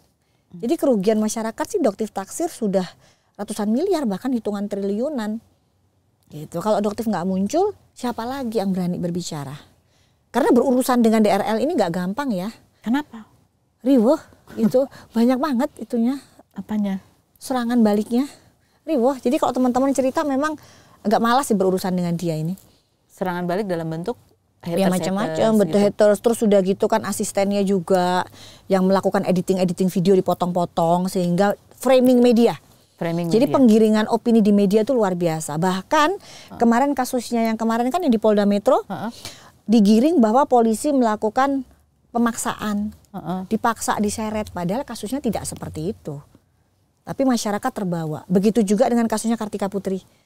Pemframingan, giringan opini di mana Kartika Putri itu yang salah, padahal kasusnya tidak seperti itu. Dok, iya. Apa? Gak takut dah dok? Gak, itu ngapain baru takut? Satu orang begitu. Ini ada banyak yang berkasus akhirnya gitu sama dokter. Tapi alhamdulillah kan udah pada mulai membaik sekarang sih. Cuman hanya beberapa aja yang masih ngeyel gitu. Tapi yang membaik juga banyak juga. Kita lihatnya sih positif aja ya. Banyak kok yang melakukan perbaikan. Jadi intinya setelah dokter muncul gitu ya dengan mengedukasi masyarakat dengan caranya dokter pakai topeng kemudian overclaim gitu. Gak keberatan kan dokter pakai topeng? Enggak lah. Gak kayak Karen Delano keberatan dokter disuruh lepas topeng. Kenapa? Ya kalau di pemeriksaan polisi aja enggak tuh, nggak dilarang-larang. Dokter dicek sama polisi pakai topeng. Oh tetap dengan gayanya. Dokter tanya, bapak polisi keberatan nggak dokter pakai topeng? Enggak lah, itu kan kebebasan berekspresi. Seorang polisi aja nggak keberatan, apalagi seorang Karen Delano ngapain keberatan? Iya kan? Emang dia ngomong keberatan? Suruh gimana, kenapa, ngotot banget gitu. Bahkan juga si Bang Deddy Corbuzier, hayo. Ini beratan juga, nggak sejak kapan dokter pakai topeng? Ya dokter mau pakai topeng, silakan aja. Buktinya Bang Deddy Corbuzier dulu pakai hitam-hitam, nggak kenapa-napa. Kan brandingannya emang gitu ya. Aduh aku sampai bingung nanya kemana, banyak banget ini masalahnya soal si dokter. Iya, jadi dokter, iya kan banyak nih ya kan kasus hukum. Aku sampai ngomong apa, bingung ini loh ya. Ini kita luruskan dulu ya. Jadi sejak dokter muncul mengedukasi masyarakat begitu ya. Tadi minum dulu boleh? Iya silakan. Dokter yang minum lah yang banyak ngobrol ya kan. Tadi ada banyak hal yang baik yang terjadi juga gitu. Satu, masyarakat memang teredukasi. Dua, memang pengusaha-pengusaha skincare yang mungkin tidak sadar produknya ini memang ya satu dan lain hal tidak sesuai dengan apa yang diklaim, sehingga dia lebih bisa berhati-hati kalau memang tidak ada niatnya seperti itu. Yang berikutnya adalah untuk menjaga marwah profesi dokter itu sendiri, gitu kan ya. Dan selanjutnya juga ya ada perbaikan dalam industri ini, sehingga apa yang dibeli oleh masyarakat itu betul-betul dia tahu, mereka tahu, kita tahu sebagai konsumen itu tahu apa yang kita beli, apa yang kita harapkan dari produk yang kita beli. Benar. Dan terhindar dari produk-produk berbahaya. Betul. Itu dan itu ya overprice juga. Jadi masyarakat itu dalam membelanjakan uangnya itu tepat sasaran. Gitu. Jadi kan apalagi terutama kan Doktif ini sebenarnya ingin ngingetin mak-mak nih yang susah banget, udah capek-capek nabung, pengen di wajah kalau beli skincare tuh ada hasilnya. Nah, jangan sampai membuang uang percuma dengan melihat terbuai dengan iklan yang dengan gaya flexing ataupun iklan dengan memberikan janji yang cepet banget perubahannya, 3 hari putih, berapa ini, wah itu udah deh, lupakan aja, nggak mungkin. Dan belajar untuk mencintai warna kulit kita. Jadi nggak mungkin dong warna kulit kita sawo matang tiba-tiba pengen jadi putih, kan nggak mungkin ya. Gitu. Paling kalau jadi bersih, jadi glowing, nah itu bisa banget. Aku sampai mules ya, karena ini kayaknya masalah yang banyak sekali yang harus diurai. Makanya banyak banget. Tapi sekarang sudah mulai, makanya dibilang ini kayaknya telenovela juga kalah ini kayak kelanjutannya ini. Nah, tapi yang kita lihat di masyarakat yang mungkin hanya menonton aja di pinggiran gitu, melihat ini kayaknya kok jadi kayak ada kubu-kubuan gitu jadinya. Apakah betul seperti itu, Dok? Ini kayaknya wah, Doktif ini pasti ada di kubu ini. Wah, ini berarti sebenarnya persaingan nih gitu ya. Karena kok yang itu di-approve, yang ini enggak, yang itu gitu-gitu. Baru kemarin aja sih yang bagus tapi yang sesuai tapi enggak di-approve baru yang punya Bunda Maya aja. Karena Bunda Maya kan lebih terkenal, saya Doktif bilang, lebih artis. Kalau Doktif kan bukan siapa-siapa. Jadi dokter tuh enggak ada kubu-kubuan ya. Enggak ada sebenarnya. Dokter itu pasti di kubu itu karena persaingan ini mau menyerang terjadi. Tidak ada sebenarnya. Sebenarnya tidak ada. Dan Doktif ini nggak ngerti kok tiba-tiba kok Bunda Maya muncul dengan statement-statement yang seperti itu. Tapi dokter ada kekhawatiran nggak bahwa nama dokter ini, karena dokter kan dokter bisa nggak menyebut bahwa dokter adalah netral? Dokter berusaha untuk netral, untuk netral. Tapi bagaimanapun juga hati ini kan pasti nggak bisa, pasti ada rasa kok kayaknya kok nggak serek ya di sana gitu kan. Kok rasanya itu wajar. Tapi kalau dokter tetap berusaha untuk netral. Dokter ada kekhawatiran juga nggak bahwa dokter ini kemudian mungkin ada oknum-oknum yang mencoba memanfaatkan tadi ya, karena memang yang namanya persaingan bisnis kan pasti ada yang kemudian merapat gitu seolah-olah gitu ya, bersembunyi atau bukan bersembunyi ya, apa gimana ya, pokoknya ya untuk mengikuti menggunakan gelombang ini untuk menyerang saingan-saingannya. Alhamdulillah sampai saat ini sih nggak ada. Jadi bahkan ada nih misalnya berapa brand, satu brand lah yang berusaha mendekati Doktif dan bilang, Dok saya boleh nggak endorse, tapi nanti Doktif saya bandingin produk saya dengan produk yang lain. Oh nggak boleh, saya nggak bisa. Itu namanya black campaign, saya nggak mau. Kalau emang produk kamu memang sesuai, ya udah saya beli, saya cek lab, saya cek, oh ternyata kok sesuai ya naik silahkan. Tapi nggak mau untuk membandingkan produk yang produk yang kamu dengan brand lain ya, yang akhirnya ingin menjatuhkan salah satu sesama produknya bagus ya silahkan maju. Atau mungkin tadi ya kalau dokter. Tapi mungkin di sini hati-hati Teh. Pas tadi bilang banding, Doktif pernah sih bandingin produknya Doktif dengan DRL, pernah. Tapi hanya dengan DRL. Karena memang ada sesuatu yang harus diungkapkan ke publik. Ada kebohongan di dalam situ, makanya Doktif berani untuk membandingkan kan gitu loh. Karena ada pesan-pesan. Ada pesan-pesan. Iya, tapi kalau edukasinya mau disampaikan gitu ya. Betul. Enggak. Tapi kan tadi dokter bilang kan ada sering atau ada lah kejadian-kejadian di mana dipotong cuplikan percakapan untuk menggiring opini. Betul, gitu. Framing ya. Nah, ini dokter ada kekhawatiran juga nggak bahwa ya video yang sama mungkin akan dipotong untuk kepentingan pihak lain dalam konteks untuk yaitu persaingan bisnis. Banyak. Makanya akhirnya kita juga punya tim legal ya Teh ya. Tim legal untuk bisa mensomasi itu, jangan dipotong-potong. Apalagi sekarang setelah kejadian yang dari kemarin itu pelabrakan, itu mereka buzzer-buzzer tuh kayak berkumpul memang untuk memframing Doktif. Sekarang semakin gencar arahnya ke situ. Framingnya apa? Framingnya bahwa Doktif itu berusaha untuk menghancurkan bisnis orang. Atau gitu. Ada di kubu yang lain gitu? Ada nggak? Berusaha untuk menghancurkan bisnis orang itu intinya sekarang. Sekarang mulai digiring ke situ. Terus apa lagi ya kemarin ya yang banyak yang itu? Framingnya apa lagi? Itu sih terutama. Terutama itu. Terutama itu ya, untuk menghancurkan bisnis orang. Iya, betul. Jadi benar yang aku sebut tadi ya. Dan bahwa Doktif itu tidak boleh mereview. Itu. Nah itu penggiringannya. Sudah dibilang kok masih bandel. Itu. Sudah dibilang Badan POM kok masih bandel, masih mereview. Ini dokter kok bandel banget sih, ini melanggar. Dan itu framingannya ke situ. Padahal menurut BPOM sendiri, nggak apa-apa? Tidak ada masalah mereview. Bahkan dokter pun sempat konsultasi tentang pada saat yang unboxing kejadian itu yang memicu amarah yang luar biasa ya. Teteh kenal mungkin ya? Nggak kenal ya? Nggak kenal ya? Belum, kita kenal. Enggak, karena itu mungkin masih bisa bersikap netral. Karena kalau kenal agak sulit juga netralnya ya. Jadi maklum. Ya, terus itu jadi itu dokter diskusi bahwa tidak ada masalah dengan review tersebut. Dokter tidak melakukan kesalahan apapun. Karena produk yang benar, ya dokter katakan ini benar. Sudah sesuai dengan Badan POM. Tetapi ada produk polosan. Dan ini melanggar Badan POM. Dan itu memang benar, itu melanggar. Nah cuman masalahnya pada saat saya didatengin itu, dari pihak SS kan meminta untuk alamat resellernya. Coba sekarang Dotif tanya ke Teh Feni. Pada saat dibawa ke Polsek Pulau Gadung, dari pihak SS menanyakan, saya tidak ingin ribut dok. Yang saya tanyakan di mana alamat resellernya. Terus suaminya SS bilang, kan dokter bilangnya dari Kalimantan. Kalau memang produk tersebut dari reseller SS di Kalimantan, besok kita bawa parang kita bacok. Gimana Teh? Apakah Teteh akan mengasih tahu alamat resellernya? Coba jawab dong Teh, jangan aja. Enggak lah, serem lah. Nah itulah, dokter tidak akan memberikan dan sebenarnya alamat resellernya pun sudah ada di pihak Badan POM. Jadi dokter sudah melaporkan semua ke Badan POM. Yang kasus itu memang belinya di reseller? Reseller. Bukan di official store-nya? Bukan, resellernya. Reseller yang memang tulisannya memang SS, emang dia menjual produk SS. Jadi dokter memang punya catatannya semua lengkap. Jadi untuk reseller ini Teh, dokter itu meminta produk mereka untuk dihancurkan. Oh, ditarik itu ya? Bukan ditarik, untuk dihancurkan. Karena dokter buat apa? Iya. Jadi dokter minta untuk dihancurkan dan diganti dengan biaya dokter sendiri untuk supaya nggak dijual. Ya itu kan seharusnya menjadi tanggung jawab dari owner dong. Sementara ownernya sendiri nggak pernah melakukan penarikan. Gitu. Jadi tanggung jawab owner apabila memang ada produk yang bermasalah harusnya ditarik seperti dari kasusnya seperti Dr. Angel. Beliau sudah beli, masyarakat sudah beli, ternyata produknya overclaim, ditarik semua. Termasuk yang dari reseller diganti uangnya. Iya. Harusnya yang benar seperti itu. Menurut Tete gimana harusnya seperti harusnya sih seperti kalau itu bermasalah ya. Betul. Karena kan ada konsekuensi hukumnya memang harusnya. Betul. Ya, iya. betul. Bisnis skincare ini setahu aku ya, ya karena berkaitan dengan kesehatan kulit orang, ini memang sebetulnya kan beresiko ya. Betul.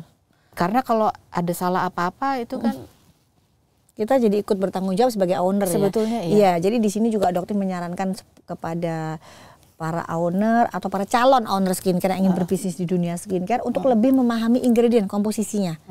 Gitu. Terus juga lebih teliti untuk enggak gampang percaya dengan pabrik juga. Jadi saling cross check aja gitu. Ya kan kulit orang loh. Terus bisnis di cara yang jujur, yang mana. Jangan pikirannya gimana caranya dapat duit dengan cara yang cepat tapi mengorbankan wajah masyarakat. Kasihan mereka. Gitu. Ya mulus aku ya juga. Ini kan kalau ada masalah ke dokter dibenerinnya itu kan duit lagi. Makanya kita ini dulu ya, Doktif itu 17 tahun yang lalu sampai ke kurang lebih 4 tahun yang lalu itu kliniknya Doktif kan klinik kecantikan ya. Sekarang menjadi berubah. Jadi apa? Klinik perbengkelan. Karena harus membenerin itu. Jadi bengkel sekarang. Nah, itu juga yang membuat Doktif harus muncul. Karena ini nggak bisa dibiarkan terus-menerus. Kasihan masyarakat.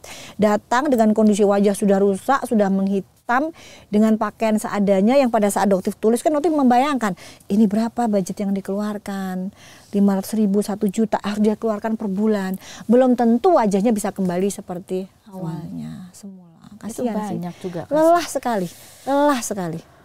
Nah itu juga penyemangat Doktif. Jadi kalau sudah mulai lemes, ngapain sih capek-capek kan Doktif kan udah di zona hijau. Ngapain sih cari-cari musuh gitu kan? Ngapain sih ini? Tapi Doktif mikir kalau Doktif nggak keluar, ini terus berjatuhan korbannya. Harus ada yang berani. Harus ada yang berani bicara. Sampai akhirnya timbullah puting beliung di dunia perskincarean Indonesia. Akhirnya terjadilah geger begitu. Pertanyaannya, ini kan dokter musuhnya banyak, serangannya juga banyak, ya kan? Resikonya ada. Siapa backingannya? Dokternya sebenarnya. Allah Subhanahu Wa Taala. Hanya Allah Subhanahu Wa Taala. Jadi mereka pun akan membongkar. Jadi banyak banget netizen yang bicara Doktif ini tidak hanya membongkar komposisi skincare, tapi membongkar watak asli para owner skincare. Jadi sebenarnya Allah yang membongkar dengan sendirinya. Gitu. Ada banyak sih jadinya kan terbongkar. Watak asli yang selama ini mungkin masyarakat hanya lihat di medsos, ya kan, dengan berkedok muslimah, Masya Allah, tabarakallah, saya adalah owner skincare yang terzolimi dan bla bla bla bla. Allah membuka itu semua, bukan Doktif, Allah yang membuka semuanya. Makanya mungkin kok Teteh lihat pada saat Doktif live yang heboh banget tuh, ditonton jutaan, kan Doktif selai aja, nggak kepancing, ya kan, karena Doktif yakin. Cuma gitu doang. Karena Doktif yakin Allah yang akan buka. Tenang aja, istilahnya kalau ngomong tenang aja, Doktif, nanti biarkan saya yang bekerja. Ada serangan buzzer, ada penggiringan opini, ada tudingan. Banyak. Tudingan bahwa dokter, oh ini pasti tujuannya untuk selain menjatuhkan, meres nih kayaknya, meres nih gitu. Kalau Doktif begini aja, kalau memang ada yang merasa dirugikan atau pemerasan atau apapun lah, silahkan dilaporkan. Jangan menyebarkan di medsos. Ya kenapa? Karena sebenarnya itu akan mudah buat Doktif untuk melaporkan dengan pasal pencemaran nama baik. Dan sudah Doktif laporkan. Nanti mungkin minggu depan akan ada lagi nama yang Doktif laporkan atas nama pencemaran nama baik. Gitu. Tapi ada nggak yang dibuktikan saja? Boleh nggak diceritain mungkin? Ada nggak yang kayak merasa jadi gini, kayak ada yang berusaha, menjebak-jebak gitu? Ada, jadi berusaha misalnya datang ke rumahnya Doktif beberapa kali ngotot, gitu, ngotot beberapa kali ke rumah Doktif. Ada juga yang store duit langsung gitu. Aduh jangan sampai deh, itu nanti bisa langsung, wah nanti kenanya OTT nanti itu nggak ngerti apa-apa, tiba-tiba janganlah. Alhamdulillah nggak pernah ya. Akhirnya sekarang lebih ketat sih penjagaannya dalam rumah, nggak boleh ada tamu lagi, ngeri soalnya. Oh iya. Ngeri. Iya. Jadi mereka bisa ngotot datang ke rumah ditungguin sampai Doktif nggak berani pulang. Doktif nggak berani pulang karena mereka nungguin di depan rumah. Apa yang ditakutin dokter apa? Ya itu, nanti dikatakan nanti pada saat mereka kasih duit terus dibilang pemerasan lah, penjebakan. Aduh nggak deh. Gitu. Bahkan ada satu owner skincare yang dengan terang-terangan dia ingin memberikan Doktif. Memberikan apa? Sesuatu. Nah tapi kan dia terang-terangan ya, udah jelas. Makanya Doktif langsung cut. Jadi Doktif nggak mau berhubungan apapun. Dan nomornya pun baru diberitahu, Doktif akhirnya bertemu dengan dia itu setelah 2 hari pertemuan di Badan POM.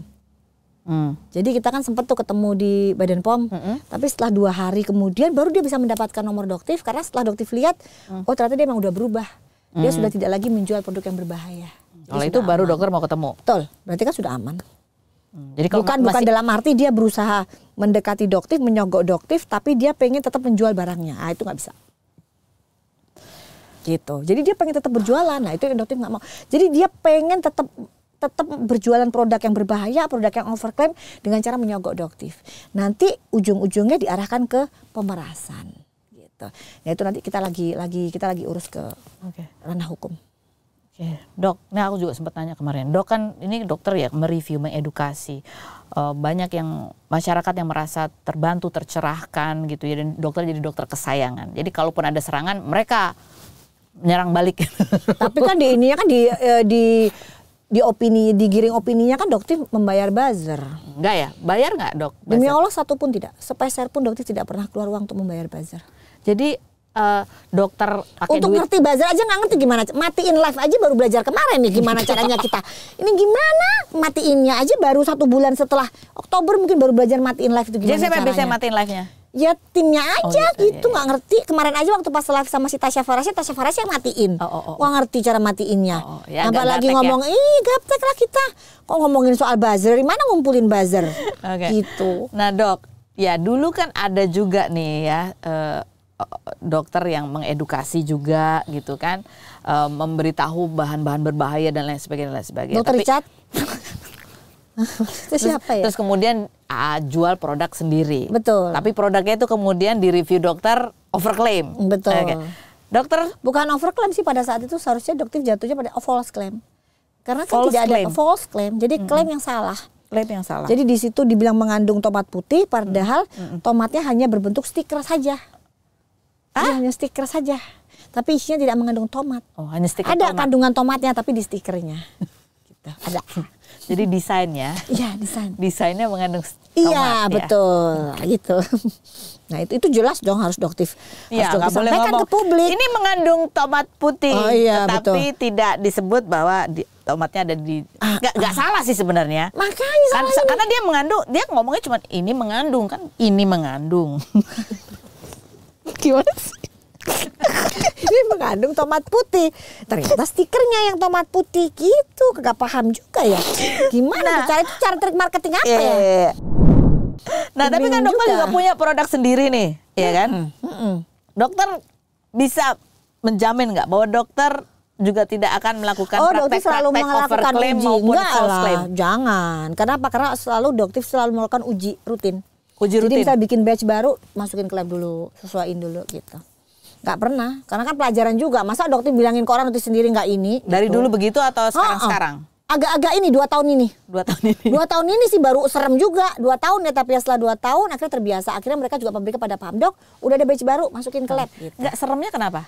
Ya karena ternyata kalau misalnya pabriknya nggak ceknya quality controlnya nggak bagus, bisa kecolongan juga. Oh. Bisa kecolongan juga. Tapi ada ya oknum pabrik yang emang nakal tuh ada? Ada, banyak juga. Ada, banyak. Banyak. Ini juga lagi diselidikin. Ada juga gitu yang mengoplos bahan obat keras tapi dijual bebas. Ada satu pabrik udah mulai dicari sekarang. Sudah ada. Dokter sudah pegang datanya. Aduh, aku kalau dengar dokter ngomong gini, aku jadi langsung megak muka gitu ya, kayak aduh kasihan banget sih muka-muka. Kasihan banget. Jadi kalau misalnya mungkin penyemangat dokter ya masyarakat lagi aja. Jadi kalau dokter ngelihat mereka menyemangati itu kayaknya, wah kayaknya dokter bisa terus maju nih. Kadang-kadang kan ada rasa capek ya Teh. Ngapain sih capek ngurusin orang gitu. Kan banyak juga tuh netizen ngomong, ngapain sih ngurusin orang, ngapain sih ngurus dagangan orang gitu. Padahal niatnya dokter ya untuk kalian semua. Gitu. Tapi kalau ngelihat yang mendukung dokter, kadang-kadang live udah capek banget tuh, live deh sebentar 5 menit 10 menit. Nah, itu penyemangat dokter sebenarnya. Karena kadang-kadang juga udah males banget ya ngapain, yang keluar duit juga banyak dokter, untuk uji lab juga keluar sendiri, beli sendiri. Gitu. Ini ngomong di luar itu ya, dokter dengan mengedukasi tadi dengan idealismenya dokter gitu, dan dokter juga ya kan tetap namanya orang kan butuh lah ada masukan-masukan ekonomi ya gitu ya. Ada resiko jadi berkurang dagangannya atau justru bertambah berkatnya? Itu alhamdulillah tambah banyak, kita tambah dikenal publik. Kan dulu kan misalnya penjualannya ini sekitar 30 ribuan apa ya? 30 ribuan sampai 40 per bulan di klinik. Tapi sekarang jadi jauh, bisa double-nya karena kan jual online juga. Oke. Ya, jadi alhamdulillah. Dokter tapi nggak pakai reseller apa nggak pakai? Enggak. Karena kalau ngambil reseller nanti untungnya jadi rugi. Karena kan. Tapi dokter jualnya mahal nggak ini? Enggak sih, kalau mahal mungkin tergantung kantong juga kali Teh. Oh iya, kalau mahal atau murah itu tergantung ini siapa, relatif ya. Tapi yang jelas dokter pastikan sesuai dengan kualitasnya. Jadi dokter nggak mau menjual sesuatu yang overprice atau ambil keuntungan ribuan %, nggak boleh.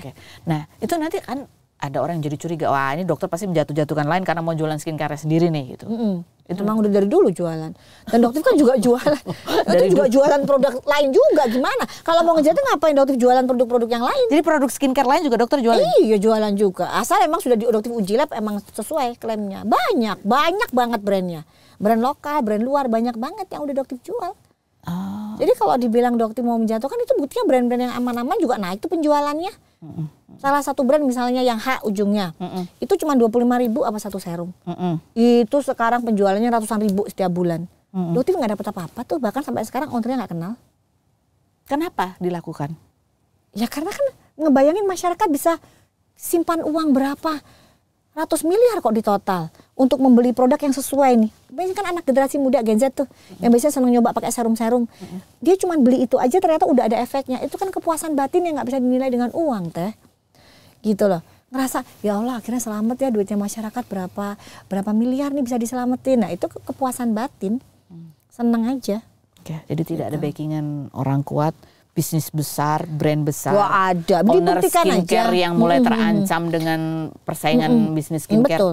Bahkan sekarang kemarin tadi sempat dengar juga ada salah satu owner brand skincare juga difitnah mensupport atau memfasilitasi dokter hanya karena tampak di saat foto ulang tahun bareng dokter. Wah, saya cuma ketawa aja, buktikan aja.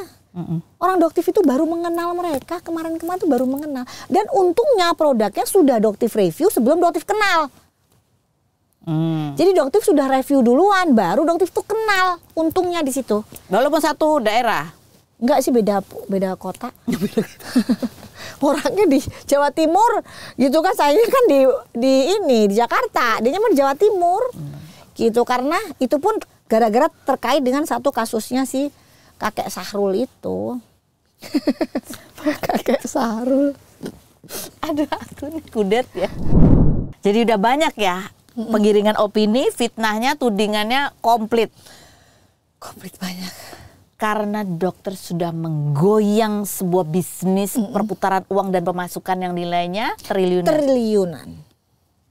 Dan alhamdulillah udah takut dong. Gak takut Takut apa? Apa yang ditakutkan? Ya takut apa kek nanti. Waduh, selama Allah niat kita bener pasti Allah ada bantuin. Gitu aja. Amin. Pokoknya niatin aja. Gak ada backingnya bener ya? Backingannya Allah. Oh iya, ada. Ada backingannya Allah. Bukan orang ya? Bukan orang, tapi kalau teman-teman yang baik yang pada ngedukung, itu mah jalan dari Allah juga. Atau gitu. Ada yang punya skincare yang mendukung dokter? Gak ada. Siapa? Gak ada ya? Gak ada. Ya. Yang mendukung ya ownernya Doktif sendiri kan, punya skincare juga ya. Duitnya kan Doktif sendiri, berarti mensupport diri sendiri. Bener kan? Owner skincare juga. Iya kan? Kalau aku nggak punya produk skincare, jadi aku nggak punya kepentingan apa-apa. Ya, selain berharap yang nonton jutaan. Amin. Tolong naikin ratingnya ya. Naikin ratingnya loh guys ini ya, Spill Detik. Naikin. Tolong.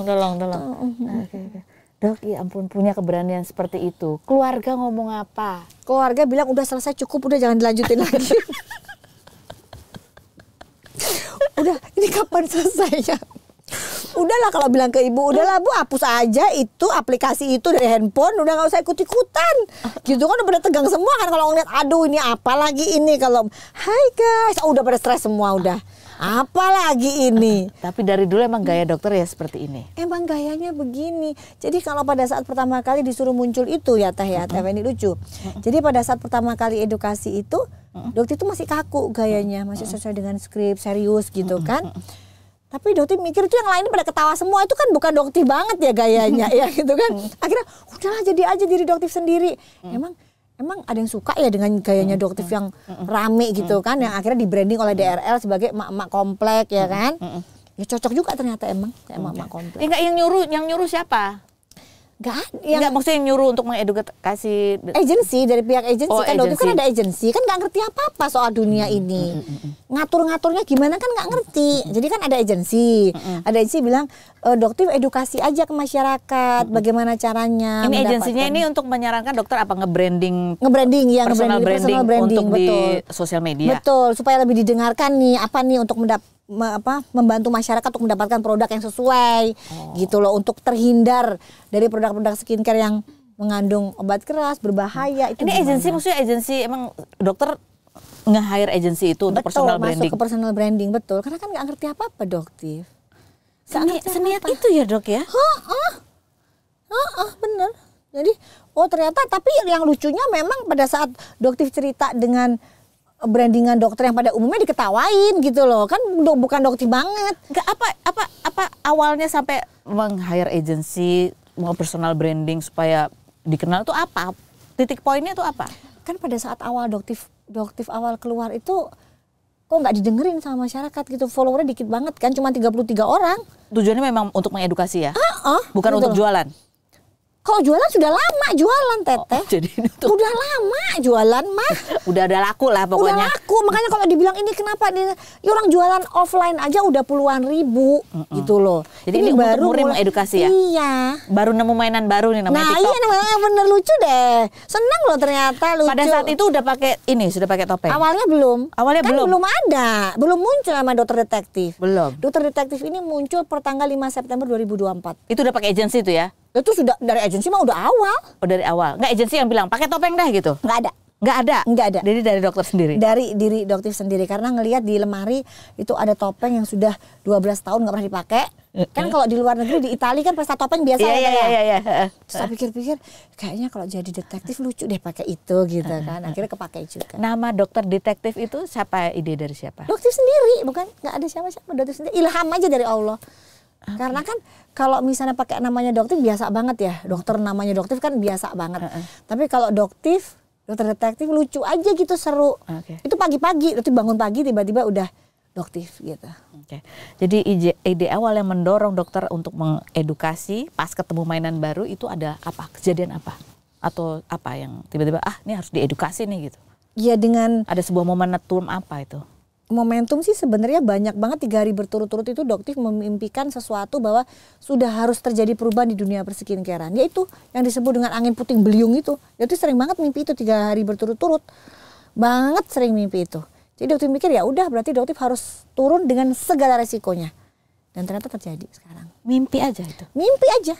Karena kan Doktif mohon petunjuk aja gimana. Karena kalau Doktif sudah terjun ini kan dunia skincare ini kan uangnya nggak main-main. Jadi pasti beberapa pihak yang merasa dirugikan akan melakukan segala macam cara untuk menyerang Doktif. Sebelum diimpin puting beliung 3 hari ini, apa ya? Sebelumnya ada ngelihat apa? Nggak ada sih. Nggak ada apa-apa. Hidup damai-damai aja kayak biasa. Damai aja, damai. Jualan skincare di klinik. Tapi memang kalau ngeliatin TikTok kan kesel dalam hati cuma bisa kok gini sih TikTok ini, kok gini sih gitu. Cuman gitu aja, batin-batin gitu aja. Kok kasihan ya ngeliatin UMKM, terus ngeliat Doktif juga kan, maksudnya ini produknya kok susah banget naik gitu loh, ada masalah apa? Tapi cuma batin aja. Tapi ya memang untung sudah ada, cuman kok nggak bisa kayak gitu gitu iya, ya. kenapa sedangkan Doktif 17 tahun itu kan baru mereka nggak ngerti skincare, kok tiba-tiba bisa begitu gitu kan? Jadi kan mikir, kalau dibilang iri enggak, tapi kan kita kan berkompetisi ya, kita kan pengen juga gitu loh, kok bisa ya dia Doktif 17 tahun. Ketemu Bang Hotman kemarin juga nanya, kok kamu 17 tahun gak kaya-kaya gitu. Iya. Tapi itu kan adalah pertanyaan biasa ya, yang kayak 2 tahun tiba-tiba bisnisnya bisa langsung meroket begitu. Ya, iya. Sementara yang dengan jalan yang biasa itu ya butuh proses bertahun-tahun sampai betul. Akhirnya meroket. Pun kalau bisnisnya memang betulan meroket juga nggak se-flexing itu gitu kan. Benar, betul. Karena kan banyak juga brand-brand owner yang gede pun nggak melakukan flexing, biasa aja. Oke. Nah, kita kan tadinya kan ada kecurigaan gitu di kalangan beberapa orang ya bahwa ini beneran nggak sih bisnis skincare duitnya sampai segitunya amat sampai bisa begitu. Itu beneran bisnis doang atau ada apa ya gitu. Kalau yang Doktif tahu nih, yang Doktif ketahui nih ya, kalau misalnya modalnya 2.000 dijual 600.000 pensil alis gitu gimana? Ya untungnya cepat sih. Tapi itu kan nggak apa-apa. Nggak apa-apa kalau misalnya seorang pengusaha seperti Teta sih nggak ada masalah. Tapi kalau dokter tidak ya. Kalau dokter tidak, dokter sangat berkeberatan kalau ada dokter yang seperti itu. Mengambil keuntungan ya secukupnya aja. Kalau sampai ribuan % itu sudah di luar batas kita. Itu ya, oke. Jadi ada 2 hal, satu di industrinya sendiri, yang berikutnya adalah mengenai oknum dokter yang terjun di bisnis skincare karena ada etika-etika yang batasan-batasan dengan profesi dokter itu yang perlu juga dijaga begitu ya. Dan di sini juga boleh nggak Teh dokter edukasi tentang stem cell? Karena ada oknum dokter yang menggunakan promosi iklan stem cell di klinik yang jelas itu adalah suatu tindakan yang ilegal. Karena untuk melakukan injeksi stem cell itu harus dilakukan di klinik yang memiliki izin utama, bukan pratama. Sementara DRL melakukan di klinik pratama. Gitu. Jadi itu juga salah satu laporan nanti akan kita tindak lanjuti ke ID. Gitu. Muka aku langsung gini loh, aneh gitu ya. Maksudnya karena stem cell, injeksi stem cell tuh banyak sekali resikonya. Bahkan di Indonesia kalau nggak salah sudah ada 3 orang yang akhirnya meninggal dunia pasca injeksi stem cell. Apa resikonya? Dia bisa memicu sel kanker, bisa menimbulkan kematian mendadak karena bisa stem cell itu bisa menimbulkan clotting, pembekuan di organ-organ tertentu. Di otak bisa kena stroke, gitu. Di ginjal bisa terkena gagal ginjal. Jadi memang untuk injeksi stem cell itu harus dilakukan di fasilitas yang memiliki ICU. Jadi cepat pertolongannya. Jadi hati-hati untuk melakukan terapi, melakukan treatment di klinik-klinik yang belum memiliki izin yang resmi. Izin utama. Izin klinik utama. Izin klinik utama. Kayak itu yang ditawarin stem cell apa sih? Muka? Stem cell untuk diinjeksi ke dalam darah. Stem cell itu? Iya. Dan itu kan sekian ratus juta biayanya ya. Ada yang 200 juta, ada 300 sekali itu ada. Injeksi. Betul. Willy Salim kan kemarin juga mengakui beliau melakukan tindakan di klinik Athena tanpa dilakukan uji lab. Nah itu sudah menyalahi prosedur. Jadi harusnya standarnya harus uji lab. Harus uji lab dulu. Karena dia bisa merangsang sel kanker menjadi tumbuh lebih ganas. Jadi nggak semua orang boleh tuh ya pakai. Enggak, betul enggak. Jadi Dok, pesannya pesan dokter yang mungkin di podcast ini mau disampaikan, baik itu ke masyarakat maupun ke owner skincare ataupun dokter yang punya produk skincare apa? Kalau mungkin untuk dokter, untuk kita kembali lagi membaca sumpah dokter kita seperti apa. Mungkin pada banyak yang lupa kali ya, gitu. Terus untuk owner skincare lebih hati-hati. Jadi setiap produksi yang keluar, batch baru, yuk dilakukan uji lab mandiri secara rutin. Ya, terus juga owner skincare juga lebih mau untuk belajar komposisi dan fungsi-fungsinya. Jadi jangan hanya percaya dengan pabrik. Terus untuk masyarakat, yuk masyarakat lebih smart, lebih cerdas dalam memilih skincare dan lebih cerdas dalam membelanjakan uangnya. Jadi jangan lagi terperdaya dengan iklan-iklan yang sekejap, instan, putih, merubah warna kulit, udah deh. Lupakan itu, lebih baik kalau ada iklan-iklan kayak gitu skip. Dan berhati-hati dalam memilih produk skincare ya, pilihlah produk skincare yang sudah jelas izin NA-nya, sudah tertulis dengan jelas nih. Di sini ada komposisinya, ingredientnya udah jelas banget, NA-nya pun gampang banget kok bisa dicek kan NA-nya sekarang melalui, gampang banget cek sesuai. Nah itu silahkan kalian beli. Tapi kalau cara gampangnya misalnya ada kalimat-kalimat, bahasa-bahasa yang itu perlu diwaspadai itu kalimat apa? Biasanya kalau kita pakai skincare, efeknya tuh paling cepat berapa lama sih baru terlihat? Kalau untuk glowing dengan menggunakan produk yang sesuai sih seminggu aja udah bisa glowing. Seminggu, betul. Untuk glowing ya? Iya, tapi untuk memudarkan flek tuh biasanya butuh 2 minggu sampai 3 bulan biasanya. Jadi kalau besok langsung hilang? Nggak mungkin. Atau kalau nggak putih berubah cepat 3 hari udah deh. Itu pasti mengandung bahan berbahaya. Jadi 1 minggu untuk glowing, 2 minggu kalau ada memudar itu pun ya. Dan wajib untuk masyarakat ini saat ini kurang edukasi tentang penggunaan sunscreen. Sunscreen kenapa? Sunscreen itu wajib digunakan meski di dalam ruangan ya Teh ya. Oh, oke. Karena kan ada sinar lampu, kita berhubungan dengan handphone, berhubungan dengan laptop. Teteh ngerasa nggak Gen Z anak sekarang itu lebih gampang kelihatan tua?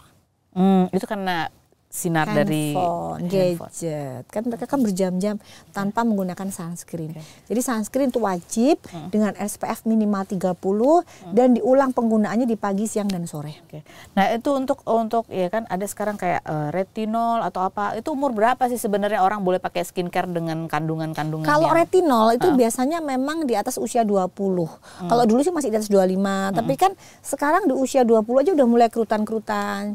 Jadi udah bisa sih 20, 17, 15 perlu nggak? Kalau 15 sih nggak perlu lah. Itu cukup menggunakan basic skincare aja. Basic skincare. Basic jadi skincare. Paling moisturizer, facial wash, sunblock, moisturizer, sunscreen. Atau kalau enggak, ya udah cukup facial wash atau sunscreen doang. Udah cukup. Udah cukup ya? Udah cukup. Udah kalau anak-anak muda mah nggak usah macem-macem deh. Kan kita masih bagus dia. Udah. Jadi umur 20 itu baru mulai agak baru mulai advance, mungkin butuh. Moisturizer gitu. Aja masih butuh dan enggak ya kadang-kadang. Yang penting sunscreen, facial wash dan sunscreen itu yang paling utama. Moisturizer itu masih perlu atau tidak. Toner itu sudah dihilangkan. Kalau dulu kan kita ada facial wash, ada toner ya. Toner itu sudah bukan sesuatu hal yang penting lagi. Kenapa? Karena toner itu kan hanya untuk menjaga kelembapan kulit kita. Sementara kalau facial washnya sudah sesuai dengan pH balance, sudah gentle facial wash, udah nggak perlu lagi yang namanya toner. Nah ini jadi dokter ini. Bener kok sekarang dokter beneran ya? Dokter beneran, bukan asal pakai ini aja bukan ya. Tetap mengedukasi. Tetap mengedukasi. Meskipun dokter juga punya produk. Jadi salah satu contoh bukti pasien datang mukanya udah bagus. Mukanya udah bagus banget. Dokter tanya, mau ngapain? Udah bagus.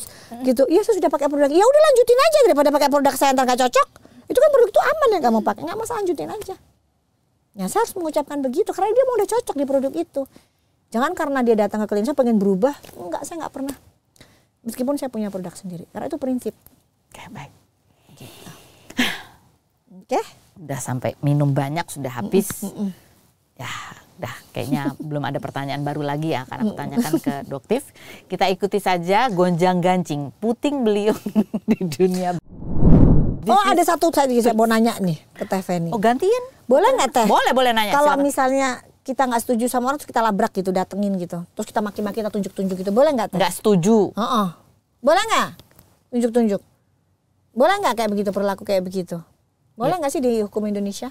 Ya ngomong-ngomong aja, tapi kalau di videoan dan disebarluaskan kayaknya itu urusannya beda lagi ya? Bisa beda lagi ya? Bukan tanya balik, Dokter mau nanya sama Teteh. Oh gitu? Boleh nggak? Dokter mau ngelabrak siapa? Pertanyaanku gitu. Soalnya ada lagi yang udah jelas ngelabrak itu kan salah.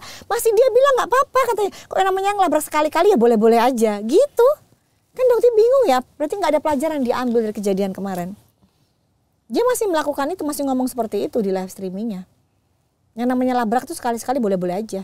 Dokter emang pernah ngelabrak orang nggak? Enggak lah, nggak pernah. Itu kan cara premanisme, bukan levelnya doktif ya. Jadi kalau misalnya kalau dokter nih kita tanya, kalau misalnya dokter nggak setuju sama seseorang itu apa yang dokter lakukan? Ya pertama kali pasti dokter chat, dokter hubungin gitu. Secara pribadi ya ngobrol betul, ya. Ada apa nih gitu. Benar, betul. Hanya itu aja, tapi selama ini kalau ketemu juga udah beres sih. Nggak pernah sampai baik, begitu kita ngobrol-ngobrol baik ya hilang semuanya. Nggak pakai di live-in atau apa gitu Enggak. Kalau live kemarin terpaksa harus karena untuk membuka tabir kebohongan yang selama ini ditutupi. Ang ing eng, gitu. Gitu doang. Memang inilah dokter yang memang bonek loh. Bener. Dok, terima kasih banyak sudah hadir berbagi. Terima kasih juga buat waktunya. Informasi, berbagi cerita. Mudah-mudahan ya ada banyak hal baik juga yang dibagikan. Walaupun aku akan buka di sini ya, ada banyak juga yang off the record. Aku yang tahu. Ya betul. Mau tahu? Hubungi nomor di bawah ini. Spill the tea. Spill the tea. Okay then, let's spill the tea.